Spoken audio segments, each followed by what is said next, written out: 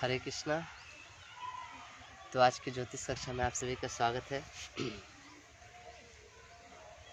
तो हम लोग सैगिटेरियस साइन के बारे में चर्चा कर रहे थे, धनु राशि। तो आज उसका लास्ट पार्ट है। मोस्टली आज हम लोग कवर कर देंगे। सैगिटेरियस पिछले 3 दिनों से चल रहा है और आज किसी भी तरह उसको कंप्लीट कर देंगे। आइए चालू करते हैं। ओम अज्ञानतिमिरन्धस्य ज्ञानाञ्जनशलाकया चक्षुरुन्मिलितं येन तस्मै श्रीगुरुवे नमः। श्रीचैतन्यमनोभीष्टं स्थापितं येन भूतले स्वयं रूपा कदा मह्यं ददाति स्वपदान्तिकम्। वन्देऽहं श्रीगुरो श्रीयुतापदकमलं श्रीगुरून् वैष्णवांश्च श्रीरूपं साग्रजातां सहगना रघुनाथान्वितं तं सजीवं साद्वैतं सावधूतं परिजनासहितं कृष्णचैतन्यदेवं श्रीराधाकृष्णपादान् सहगना ललिता श्रीविशाखान्वितं च। नमो विष्णुपादाय कृष्णपृष्ठाय भूतले श्रीमते भक्तिवेदांत स्वामिनिति नामिने। नमस्ते सारस्वती देवे गौरवाणी प्रचारिणे निर्विशेषा शून्यवादी पाश्चात्यदेशतारिणे। नमो महावदन्याय कृष्णप्रेमप्रदायते कृष्णाय कृष्णचैतन्य नामिने गौरतिसे नमः।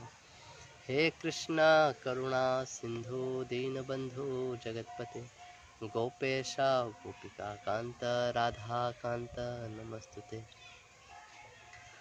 तप्त कांचन गौरांगी श्री राधे वृंदावनेश्वरी वृषभानुसुते देवी प्रणमामि हरिप्रिये। वाञ्छाकल्पतरुभ्यश्च कृपा सिन्धुभ्य एव च पतितानां पावनेभ्यो वैष्णवेभ्यो नमो नमः। जय श्री कृष्ण चैतन्य प्रभु नित्यानंद श्री अद्वैत गदाधर श्रीवासादि गौरभक्तवृंद। हरे कृष्णा कृष्णा कृष्णा हरे हरे, हरे राम राम राम हरे हरे। नारायणं नमस्कृत्य नरं चैव नरोत्तमं देवीं सरस्वतीं व्यासं ततो जयमुदीरये।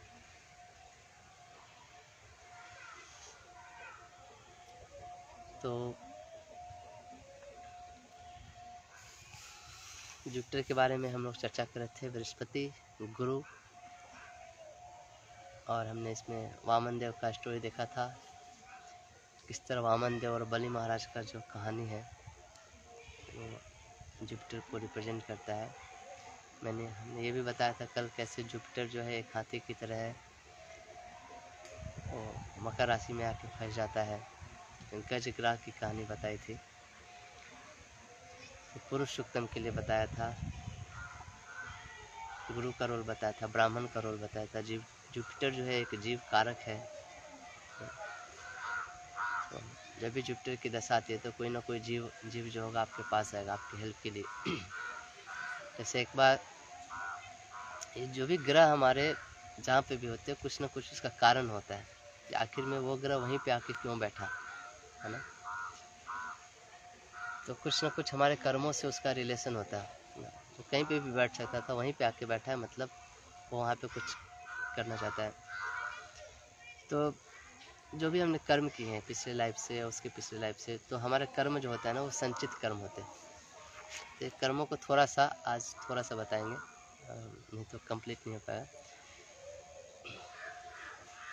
तो एक जैसे कुछ कर्म का फल होता है वो बहुत जल्दी मिल जाता है, इंस्टेंट कर्म जिसको बोलते हैं। अभी किया और तुरंत फल। जैसे आप किसी को क्या थप्पड़ मारे, वो आप वापस आपको तुरंत थप्पड़ मारे, है ना। किसी का कर्म का फल होता है थोड़ा देर से मिलता है। जैसे आप अभी पढ़ाई कर रहे हो तो सब साल भर पढ़ाई करोगे, उसके बाद जाके एग्ज़ाम का रिजल्ट आएगा, फिर अगले क्लास में जाओगे। ऐसे बहुत दिनों तक पढ़ाई करोगे, उसके बाद जाके आप डिग्री प्राप्त करोगे, उसके बाद आपको नौकरी मिलेगी। तो ये पढ़ने का जो शुरुआत किया था आपने, और 10 साल पढ़ने के बाद आपको फिर जॉब मिलता है, फिर आप समाज में कुछ कंट्रीब्यूशन करते हो। इसी को थोड़ा और बड़ा कर दीजिए तो कुछ कर्मों का फल एकदम जीवन के लास्ट में मिलता है ना। जैसे आप पूरा नौकरी करते हो तो लास्ट में आपको फिर पीएफ मिलता है या फिर जो भी पीएफ टाइप का कुछ मिलता है। तो इसको थोड़ा और इलोंगेट करिए तो कुछ जन्मों का फल, ऐसा नहीं कि मरने के बाद हम ख़त्म हो जाते हैं, जैसे बहुत सारे फिलॉसफी में होता है कि मरने के बाद अगला जीवन नहीं होता। लेकिन जो वैदिक टेक्स्ट है, जो भी वैदिक ग्रंथ है, वो हमें बताते हैं कि हमें शरीर नहीं आत्मा है, और आत्मा शरीर बदलता है ना। जैसे हम लोग वस्त्र बदलते हैं, कपड़ा बदलते हैं हर दिन, ऐसे हमेशा जब आदमी मरता है तो मरने का प्रोसेस ये है कि वो एक शरीर को छोड़ के दूसरे शरीर में जाता है। तो उस आत्मा के साथ हमारा जो भी कर्म होते हैं वो हमारे सटल बॉडी, जिसको सटल बॉडी को हिंदी में क्या बोलेंगे, सूक्ष्म शरीर के साथ जाता है। आप बुद्धिस्ट फिलॉसफी में भी देखोगे वो लोग इसको कारण शरीर बोलते हैं, सूक्ष्म शरीर को। क्यों कारण शरीर बोलते हैं? कारण शरीर मतलब कि वो आपका कारण बनता है आपके अगले जन्म में क्या क्या चीज़ होगा ना। तो सूक्ष्म शरीर होता है मन बुद्धि अहंकार होता है, और वो मन बुद्धि अहंकार में जो होते हैं वो आपके सटल इम्प्रेशन सारे कर्मों के अनुसार वो इम्प्रिंटेड होते हैं। तो जब आप जन्म लेते हो अगले लाइफ में तो वो सारे कर्म के फल के अनुसार वो ग्रह उस पोजीशन पे होते, तभी आप जन्म लेते हो जिसका जो पेंडिंग कर्म है। तो किसी के चार्ट में जुपिटर यहाँ पे बैठा है, मार्स यहाँ पे बैठा है, केतु यहाँ पे बैठा है, राहु यहाँ पे बैठा है, वेनस यहाँ पे बैठा है, तो क्यों बैठा है उसका पीछे कारण है। ये और एडवांस स्टडी में आता है। मैंने अभी जो कोर्स करा है राशियों के बारे में, उसमें इस चीज़ के बारे में नहीं बताया कि कोई ग्रह कहाँ पे बैठा है तो उसका क्या कारण है। तो अभी हम लोग बेसिक कर रहे हैं, इसीलिए वो सब चीज़ें हम नक्षत्र पढ़ाएंगे उसमें आएगा। तो जुपिटर जो ग्रह है वो जीव कारक है। तो जब भी जुपिटर की दशा चलेगी, जब भी जुपिटर आपके इसमें एक्टिवेट, आप देखो कोई ना कोई जीव, कोई टीचर, कोई ब्राह्मण या कोई आदमी आपके पास आएगा हेल्प के लिए। एक मैंने बताया था कि एक बार जब कोविड का सिचुएशन चल रहा था तो जुपिटर डेबिलेटेड था ना, सारे स्कूल कॉलेज जो भी एजुकेशनल इंस्टीट्यूशन थे सब बंद हो गए थे। तो उस समय एक मेरे मित्र है वो बता रहे थे, उनको एक पुराने स्कूल के जो टीचर थे जो बचपन में पढ़ते थे उनका कॉल आया। तो उस समय उनका जुपिटर दशा एक्टिवेट हुआ था। तो उन्होंने कॉल किया कि कोविड के कारण हमारे स्कूल बंद हो गए हैं और जिसके कारण फंड की कमी हो रही है स्कूल चलाने के लिए। तो हमारे जो भी एक्स स्टूडेंट्स थे उन लोग को हम लोग कॉल कर रहे हैं और पूछ रहे हैं कि वो लोग कुछ कंट्रीब्यूट कर सकते हैं, जो भी अलुमनाई है हमारे स्कूल के। तो उन्होंने कुछ कंट्रीब्यूट किया। तो देखिए आपके जीवन में इस तरह से आएंगे, आपके पास ऑप्शन रहेगा कि आप कर सकते हो या नहीं कर सकते। जब भी जुपिटर का दशा आएगा उसके पहले ये ग्रह का जो कर्म है, जो पेंडिंग कर्म है, वो आपसे मांगने के लिए आएंगे। तो जो कि इनके यहाँ टीचर आए थे मांगने के लिए, एक बेसिकली स्कूल है वो भी जुपिटर का ही है, या फिर जो टीचर जो मांगने थे वो भी जुपिटर जीव कारक होता है, इसलिए टीचर मांगने आए थे।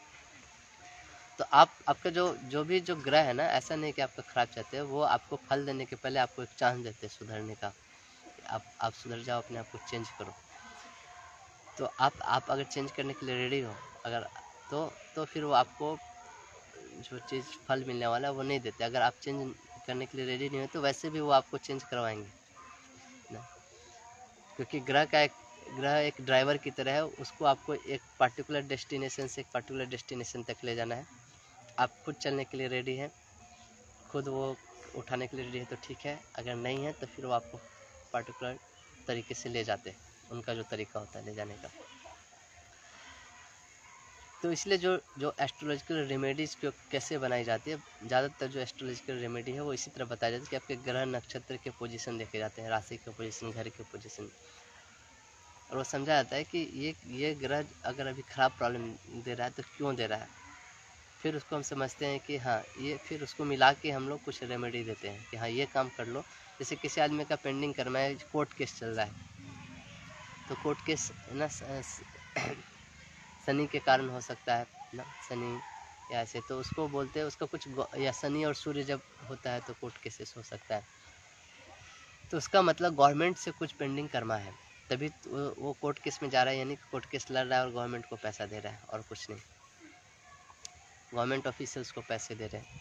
तो एक उसका रेमेडी दिया जाता है कि आप किसी गवर्नमेंट ऑफिसर्स के पास जाओ और चालान कटवा लो, अपने गाड़ी का चालान कटवा लो या कुछ ऐसा चीज़ करवा लो, उसको पैसा, जब जैसे ही आप वो चीज़ पे कर देते हो ना गवर्नमेंट को, तो फिर आपका जो गवर्नमेंट के जो पेंडिंग करना था वो कम हो जाता है। तो फिर आपको उस कोर्ट केस में जो भी होता है वो सुलझ जाता है आपका मैटर। तो अब कभी कभी जो पेंडिंग कर्मा होते हैं वो बहुत ज़्यादा होते हैं, कभी कभी कम होते हैं, कभी कभी एक बार करने से ही वो हो जाता है। जैसे रेमेडी कभी कभी हम बोल देते हैं एक बार ही किए तो हो जाता है, कभी कभी वही रेमेडी बार बार दोहराना पड़ता है, इंटेंसिफाई करना पड़ता है, तो फिर जाके उसका रिजल्ट मिलता है। ऐसे कभी कभी डॉक्टर भी दवा देते हैं, एक गोली खाए और बीमारी ठीक हो जाता है, कभी कभी वही 3-4 दिन 10 दिन खाना पड़ता है तब जाके ठीक होता है। तो ये एक कंसेप्ट है समझने का कि आप अपने आसपास ऑब्जर्व करो ना, वो ग्रह से रिलेटेड चीज़ें, क्या चीज़ कैसे हो रही है ना, आपको जो नेचर जो है वो सिग्नल देगी आपको। आप अगर ऑब्जर्व करोगे तब आपको पता चलेगा। और मैंने बहुत ऑब्जर्व किया है, कोई भी चीज़ होने के पहले नेचर ज़रूर ना उसका सिग्नल देती है। इसीलिए एक ज्योतिष का एक जो पार्ट है वो बोलते हैं प्रश्न कुंडली। अब प्रश्न कुंडली कैसे होता है कि जब भी कोई आदमी आपसे प्रश्न पूछता है कि ऐसे आदमी का भी जॉब लगने वाला है कि नहीं, तो वो प्रश्न पूछने के लिए भी वो यूनिवर्स उसको गाइड कर रही है, यूनिवर्स उसको इंस्पायर कर रही है कि हाँ वो आपसे प्रश्न पूछे, तभी वो प्रश्न पूछ रहा है। तो जब जिस समय वो आदमी प्रश्न पूछता है उसी समय हम उसका जो कुंडली देखते हैं, उसी समय उस समय जो ग्रह का जो पोजीशन है, कौन से ग्रह कौन से राशि में उस टाइम पे, वो देखते हैं। फिर उससे हम लोग एट इंस्टेंट उसको बताते हैं कि आपको सक्सेस मिलेगा कि नहीं, आप ये जा रहे हैं ये अच्छा होगा कि नहीं ना। तो इट वर्क्स। ये प्रश्न कुंडली जो है वो बहुत ऑथेंटिक मेथड है, बहुत सारे इस पर बुक्स है, हमारे ऋषि मुनियों ने भी लिखा। क्योंकि यह आप यूनिवर्स से सेपरेट नहीं हो, सारे जो कॉस्मिक एनर्जी है वो एक सामंजस्य में काम कर रहे हैं, एक सिंक्रोनाइज्ड वे में काम कर रहे हैं। आप किस समय क्या करोगे, आप ये चीज़ करोगे तो उसके लाइफ में ये इफेक्ट होगा, फिर ये होगा। वो एक बहुत ही सिस्टमेटिक तरीके से सारे ग्रह घूम रहे हैं और सारे जीव को इस दुनिया में एक फल दे रहे हैं, एक पर्टिकुलर तरीके से घुमा रहे हैं, ऐसे समझिए। तो प्रश्न कुंडली का जिनको इंटरेस्ट है वो भी इस फील्ड में भी एक्सप्लोर कर सकते हैं, बहुत अच्छा चीज़ है। और ऐसे बहुत सारे अलग अलग चीज़ें, जैसे बहुत लोग टैरोट का प्रैक्टिस करते हैं, टैरोट कार्ड रीडिंग है ना, या न्यूमरोलॉजी,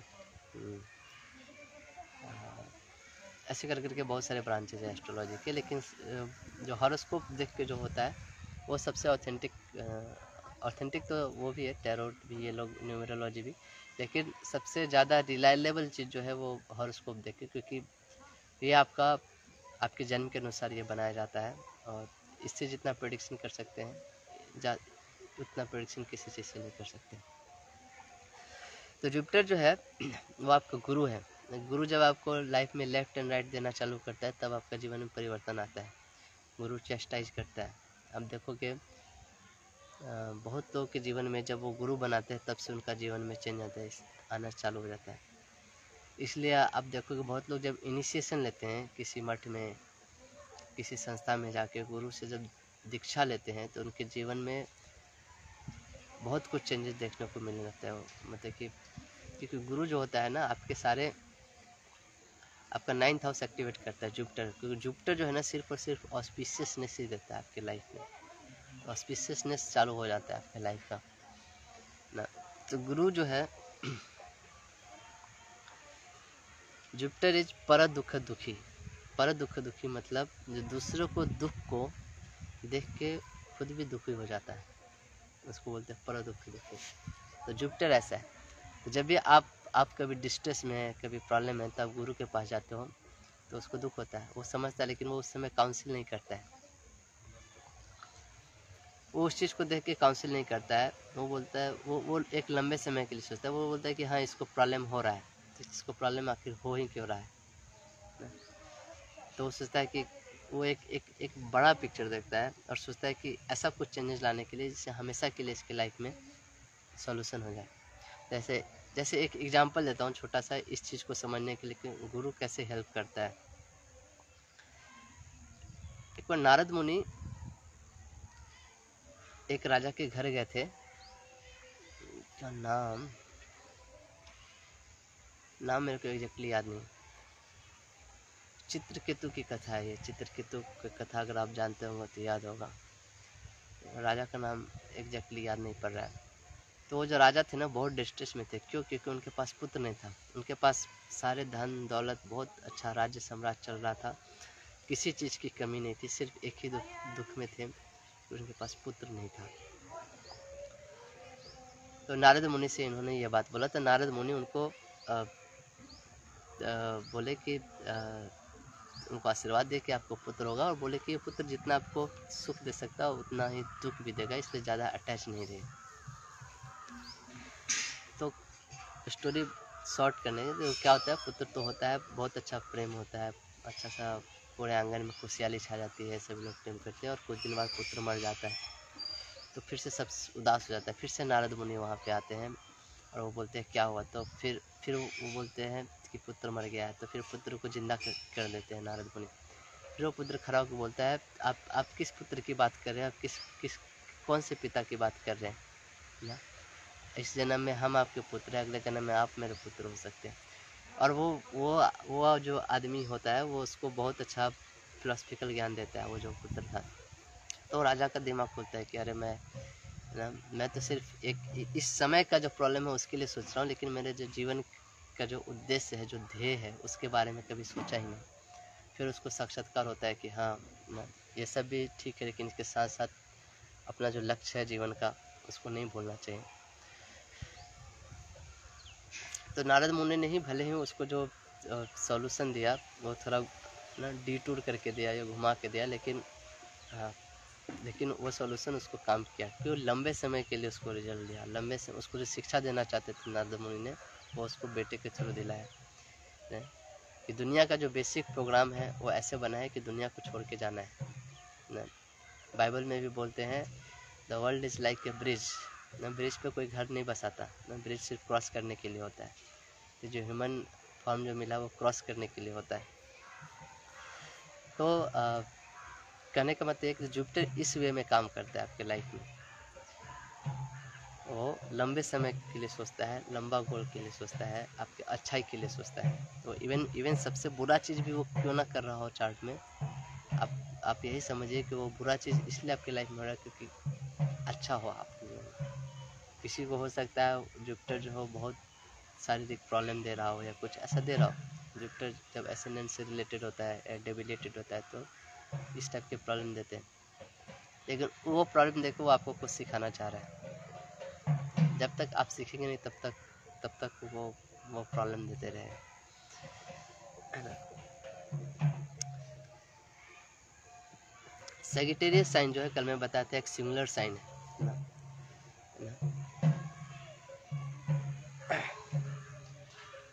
तो सिंगुलर साइन में आप डुअल चीज़ें बनाते हो तो फिर प्रॉब्लम होता है ना।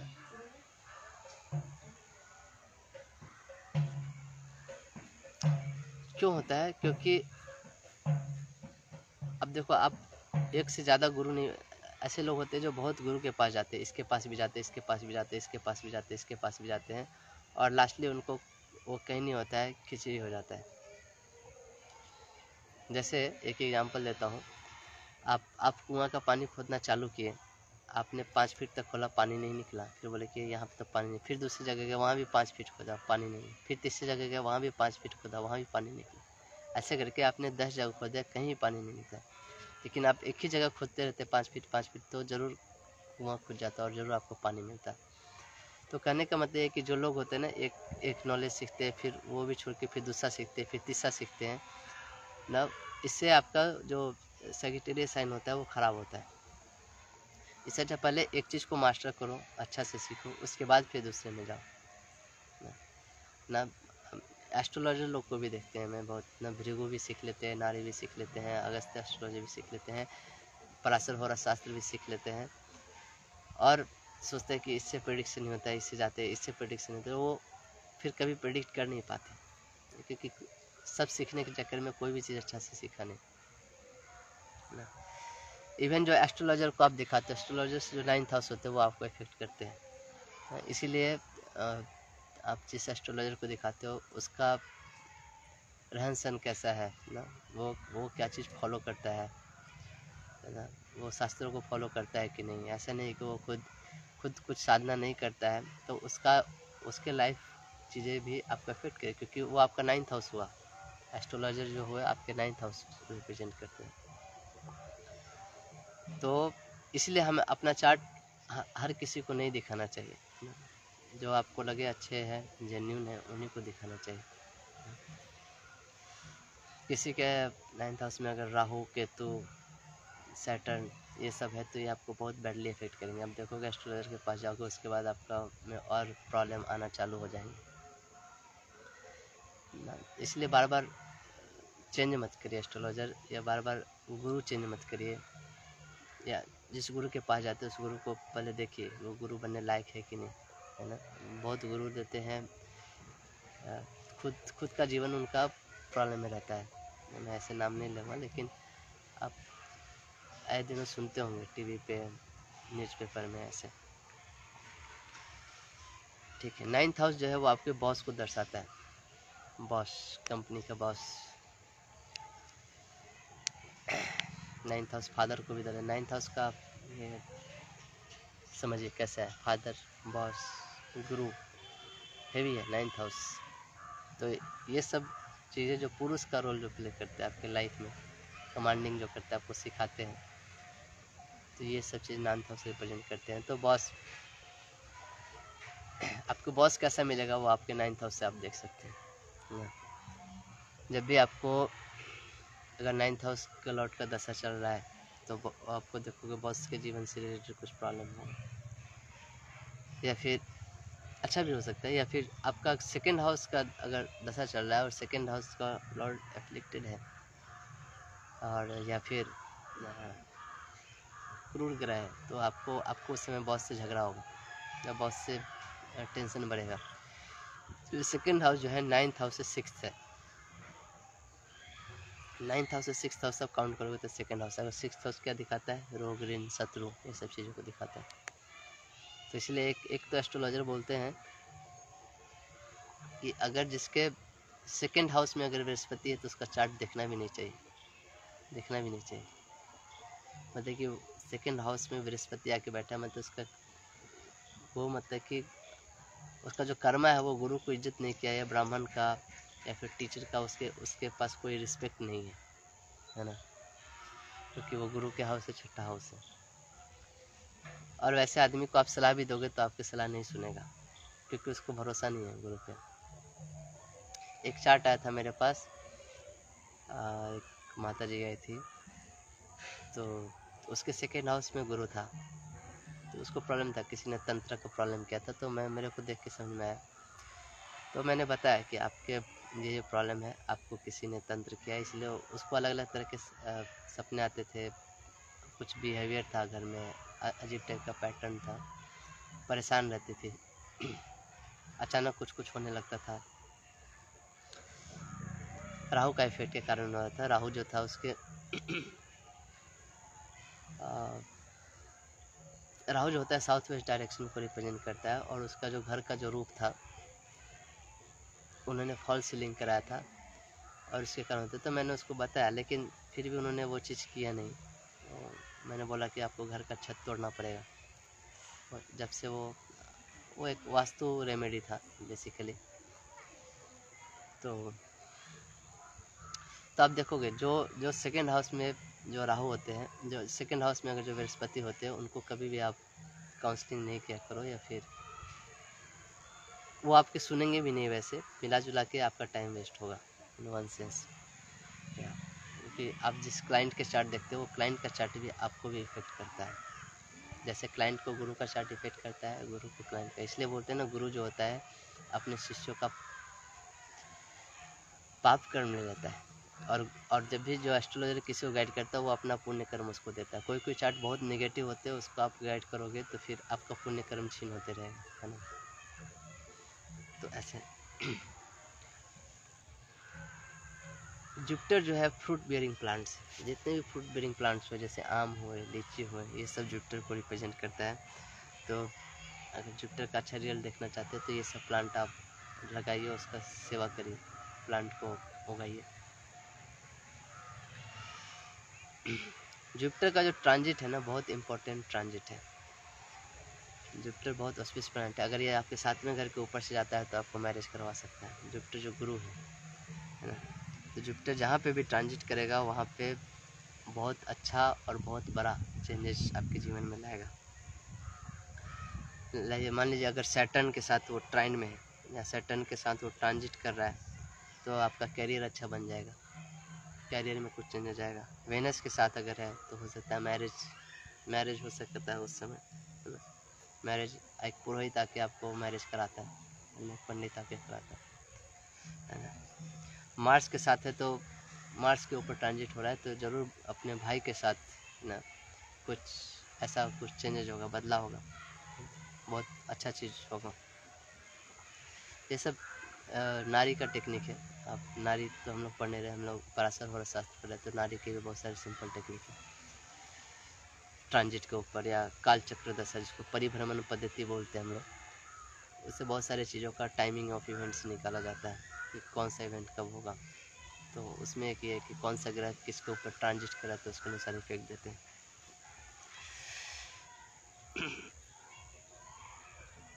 जुपिटर जो है जिस चीज़ को टच करता है वो चीज़ बड़ा हो जाता है। जुपिटर 10th हाउस में हो, मून के साथ हो, तो पर्सन बहुत बहुत बड़ा काम करेगा, मतलब कि वेरी बिग काम करेगा, क्योंकि 10th हाउस जो है आपका कंट्रीब्यूशन है सोसाइटी में, और मून जो है पब्लिक को रिप्रेजेंट करता है। जुपिटर जिसके 6th हाउस में उसको बोलते हैं, उसको मिराज टच बोलते हैं। मिराज टच जानते हो, जिसको भी छूता है उसको सोना बना देता है। एक पारस पत्थर होता है, जिसको भी टच करो उसको गोल्ड बना देता है। तो 6th हाउस जो है आपका डेली वर्क का है। तो ऐसे आदमी 6th हाउस में जिसका जुपिटर है, वो आदमी जिस काम को भी करता है उसको सक्सेस मिल रहा है। तो आप ऐसा आदमी को अगर हायर करना चाहते हो, देखो जिसके 6th हाउस में ना, हो सकता है वो खुद ही कुछ अपने लिए काम करे तो उसको सक्सेस ना मिले, लेकिन आपको सक्सेस जरूर ला के देगा वो, जिसके 6th हाउस में जुपिटर है। उसको बोलते हैं मिराज टच।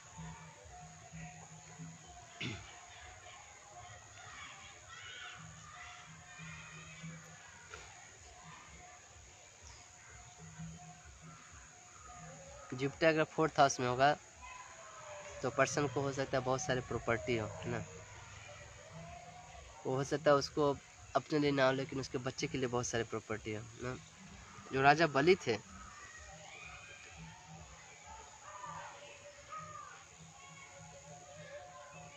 एक मिनट ये शायद बताया था मैंने। जो राजा बलि थे उन्होंने प्रॉमिस किया था, तो उन्होंने प्रॉमिस फुलफिल किया, इसलिए उनको बाद में जुपिटर ने सारे अबंडेंस दिए। अगर प्रॉमिस फुलफिल नहीं करते आप वहाँ पे तो आपको बाद में वो प्रॉब्लम करते हैं। ये शायद मैंने कल बताया था, ऑलरेडी बता दिया था पॉइंट।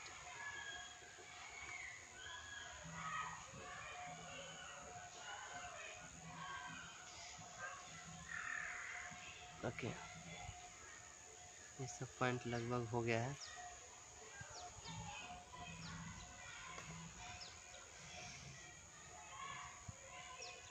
बहुत कभी कभी टाइम में हम कभी कभी कुछ प्रॉमिस करते हैं और उसको भूल जाते हैं ना, वो भी जुपिटर से हम देख सकते हैं।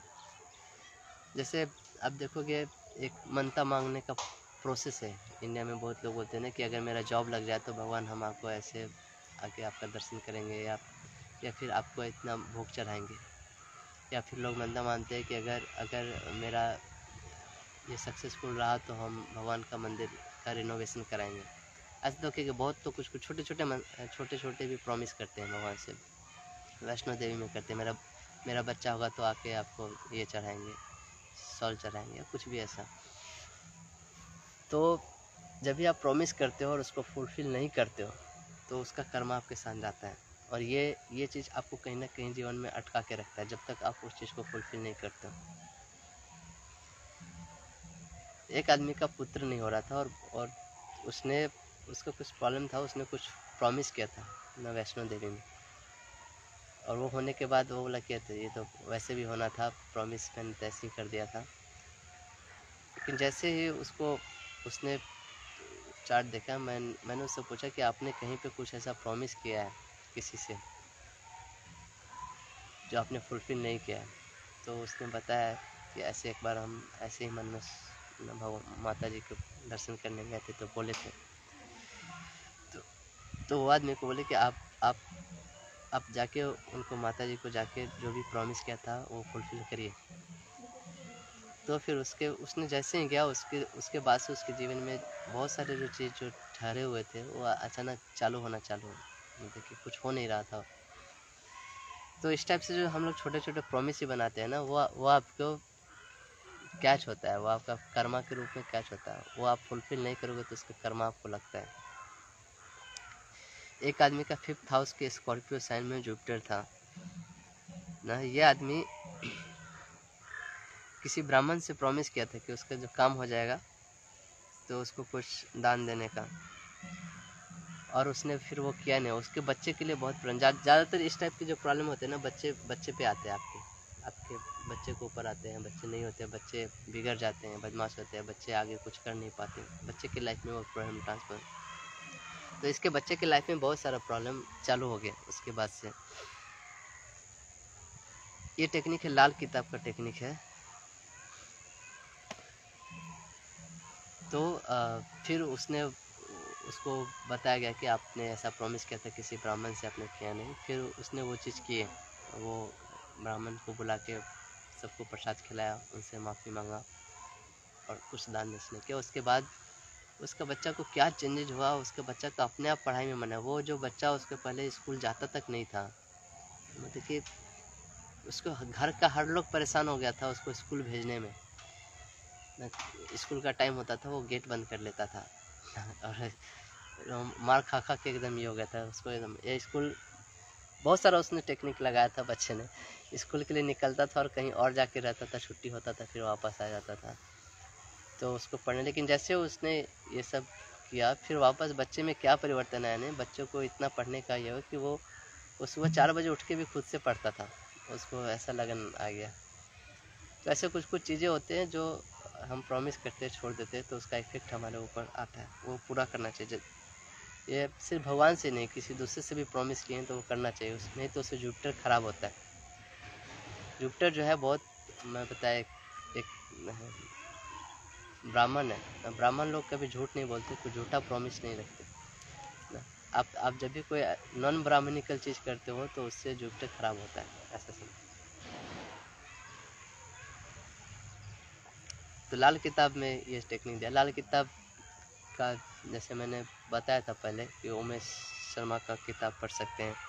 पंडित कृष्णा शांत, इनका भी एक लाल किताब है, आपको अमेजन पे मिल जाएगा। पंडित कृष्णा शांत जी का बुक, इन्होंने भी बहुत अच्छा डिस्क्रिप्शन लिखा है लाल किताब को कैसे। लाल किताब बहुत कोडेड बुक है, वो हर कोई पढ़ के समझ नहीं सकता है। मैंने भी पढ़ा नहीं, लेकिन थोड़ा मोड़ा इधर उधर से मैं जो जानता हूँ कभी कभी बता देता हूँ, क्योंकि वो बोलते हैं कि वो बहुत कोडेड फॉर्म में लिखा हुआ है, उसको डिकोड करना है ना, वो एक अलग ही कला है जो कि भगवान के ब्लेसिंग से ही आ सकता है।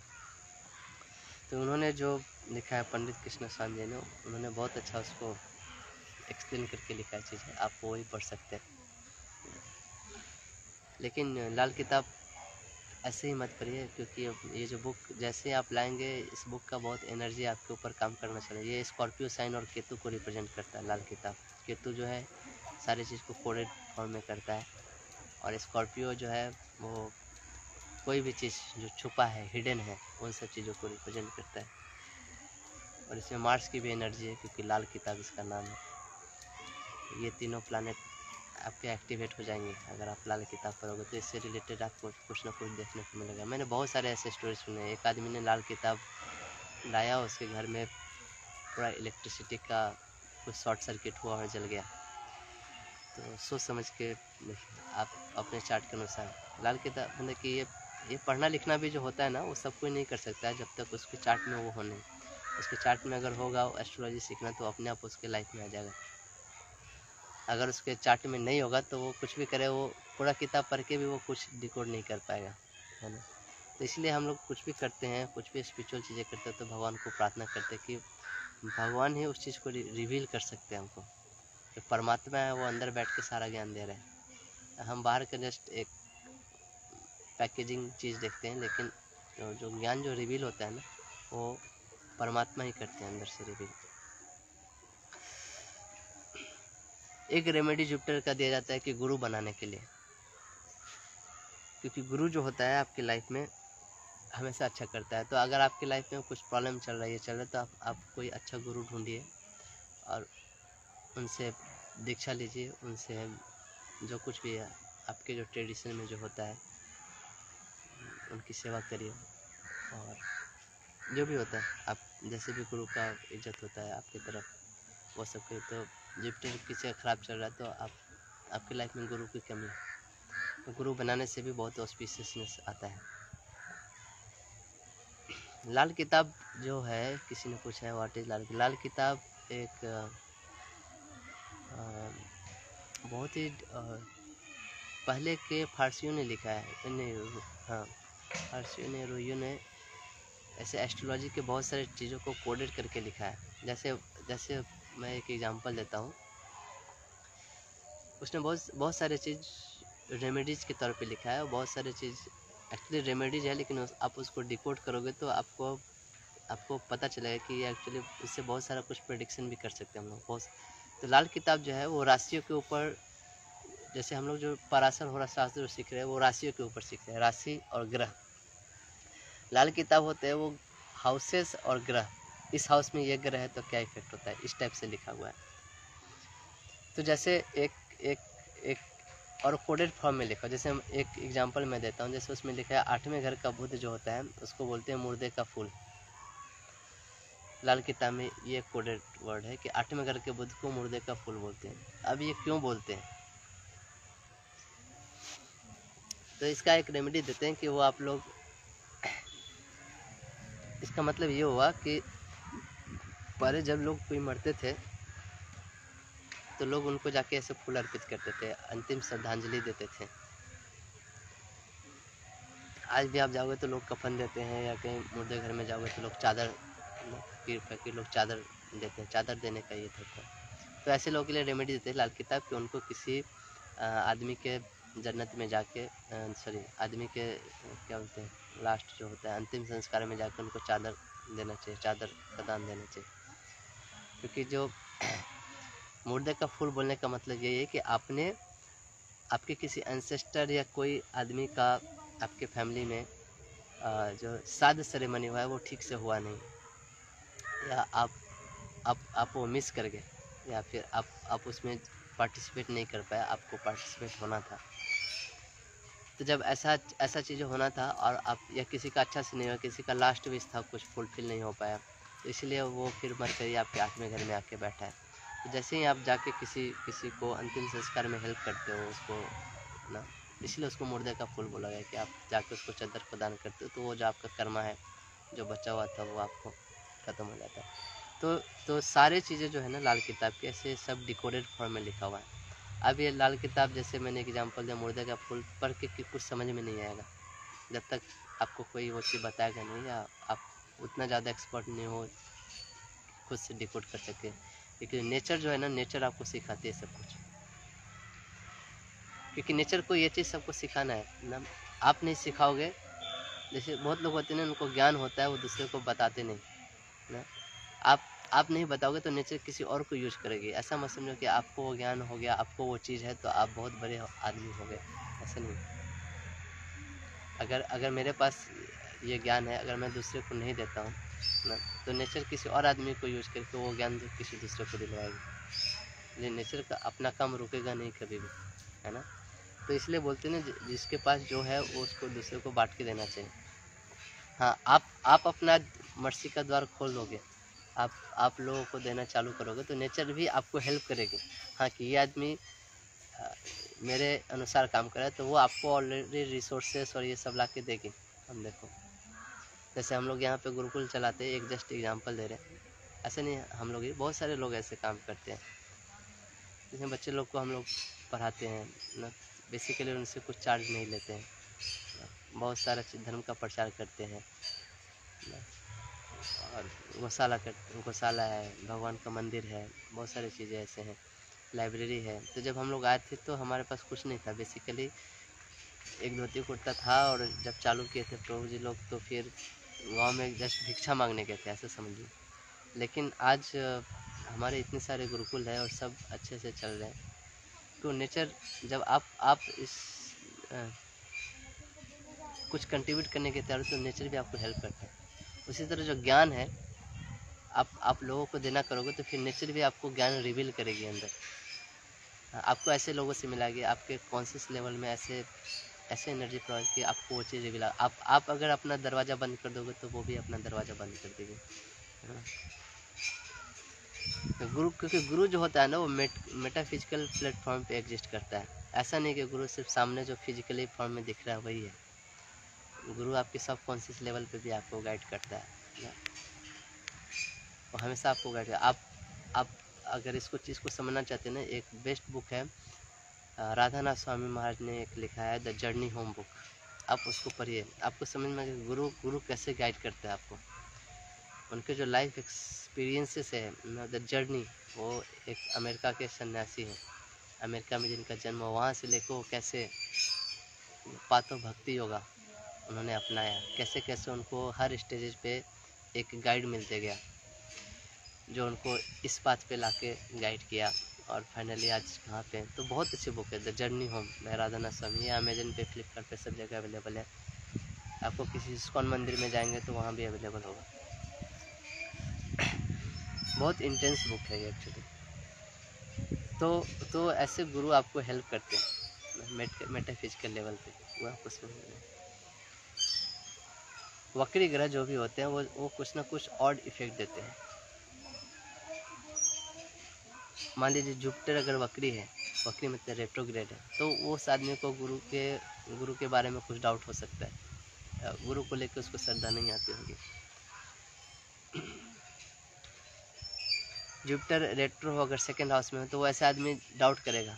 एस्ट्रोलॉजर को दिखाने जाएगा तो वो डाउट करेगा कि एस्ट्रोलॉजर अच्छा है कि नहीं, ये एस्ट्रोलॉजर मेरे से ज़्यादा पैसा तो नहीं ठग लेगा, इस टाइप के डाउट उसको आएंगे। और ये मेरे को चीट तो नहीं कर रहा है ना। तो ऐसे लोगों को बहुत डिफ़िकल्ट होता है ऐसे प्रेडिक्शन देना ना, क्योंकि गुरु जो होता है ना, वो फेथ डिमांड करता है। मैं बोला था, गुरु लॉजिक पे काम नहीं करता है, फेथ पे काम करता है। जब आप फेथ देते हो, तभी वो फिर आपके लाइफ में वर्किंग करना चालू करता है।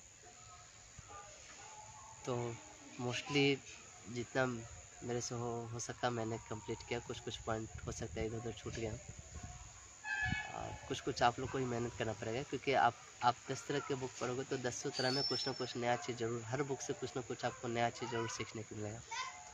तो मैं भी जो जानता हूँ एक लिमिटेशन है, इसलिए मैं आप लोग को हर बार बोलता हूँ कि मेरे क्लास के अलावा भी आप लोग कुछ बुक्स से ज़रूर पढ़िए, खुद अपने सब कॉन्शियस लेवल से कनेक्ट होइए, तो फिर आपको भी रिवील होगा वो ज्ञान, और उससे किसी का हेल्प कर सकते तो करिए।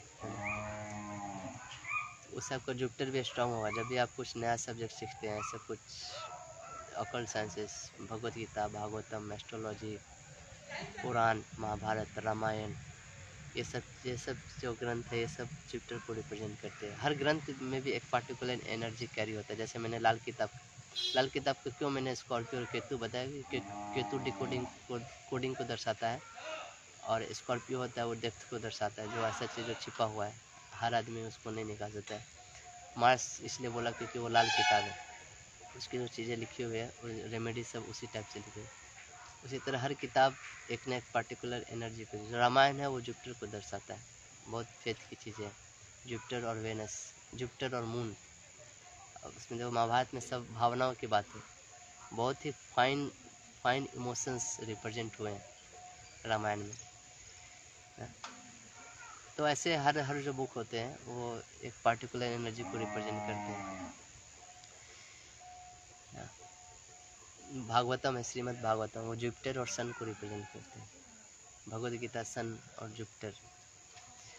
तो आप ऐसा देख सकते हो कौन से राशि और कौन से ग्रह किस चीज़ को रिप्रेजेंट करते हैं, आपको क्या हेल्प मिलता है।